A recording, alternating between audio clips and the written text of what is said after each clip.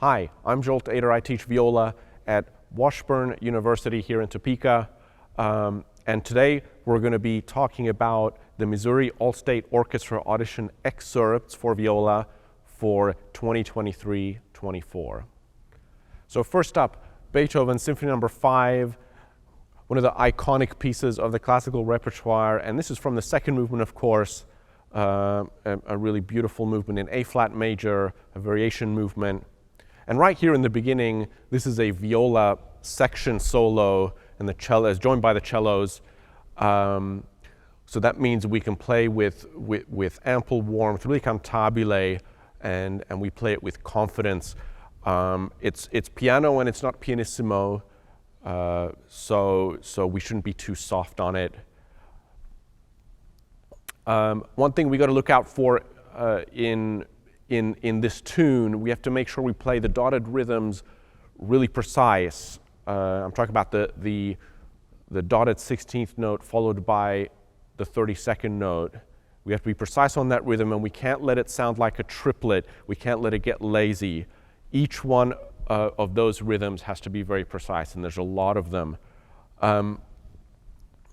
Another important thing in this one, the last note of measure 5 is a 32nd note. The last note of measure 6 is a 16th note. So it's a different rhythm in bar 6. So I'm going to start in measure 5.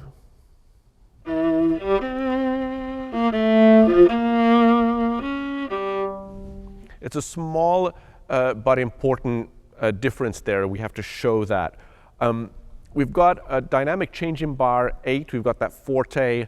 I do a little bit of crescendo into it. I'm not making it entirely subito forte. That's an artistic choice. That's how I would interpret it. But other people might disagree with me on that. I like to round it out a little bit. So I'm not doing a subito forte in bar 8, and I'm not doing a subito piano in 9. I'm just sort of playing the phrase and letting it follow sort of the shape of that line. But we should play the forte full and really warm. This next little section with the 32nd notes, we just have to make sure we're really precise on the tempo here and really smooth with the bow, even when the string crossings come later. It has to be very flowing and connected sounding, so we have to make sure the bow really stays in the string all the way through so we sustain the sound. And of course the tempo has to be the same as what we had in the beginning to maintain this tempo, same tempo all the way to the end. It's nice if we do that pianissimo at the end. It's suddenly softer on that second to last bar. But that's Beethoven Symphony No. 5.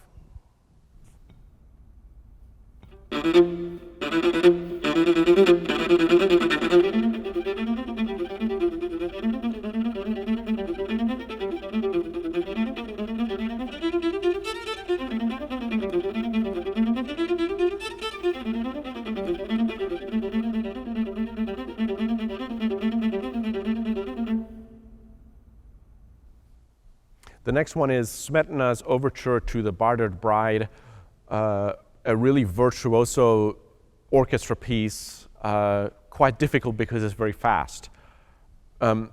Dynamics-wise, it's sort of an excerpt in two halves. We've got fortissimo in the beginning, lots of accents, and then it drops down to piano there on the first line, and the rest of the excerpt is piano. And we have to make sure that we're soft enough on the piano, but we also don't lose any of the notes. We do want to hear all of the notes.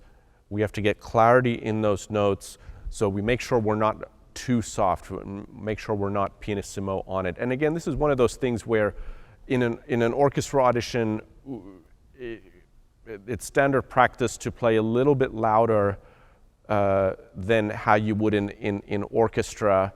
And sometimes, you play it in orchestra and you're barely touching the string when we have to play soft. But I think for an orchestra audition, you want to show more confidence and clarity in your sound. So not too soft on on the piano, but really clear and accurate. In the beginning, in the fortissimo, we try to do the accents, we try to do the sforzatos as much as we can. Notice that sforzatos are not always in the same place in the bar. The first one's on the beat, the second one is off the beat, and the third one is on that second beat of that bar. So it's nice if that comes out, that we're really showing where those sforzatos are. And we don't want it to sound rough or aggressive, but we can really dig into the C string in the beginning to make the most of those accents and get that sort of vigorous, exciting character. I think 132 is a good tempo on this. I mean, you could take it a little bit faster, but just make sure you're always in control of your notes and always in control of your sound. We don't want to lose any notes in there.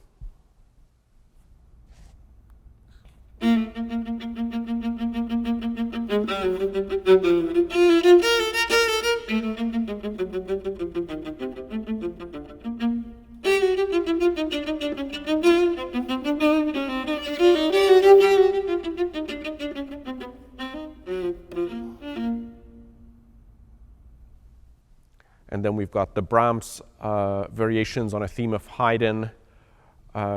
This is from variation 5. Let's say an energetic and fun variation in 6/8. This is a great one to practice with the metronome because we have to stay absolutely steady all the way through. We have to be crisp on the bow stroke in the articulation.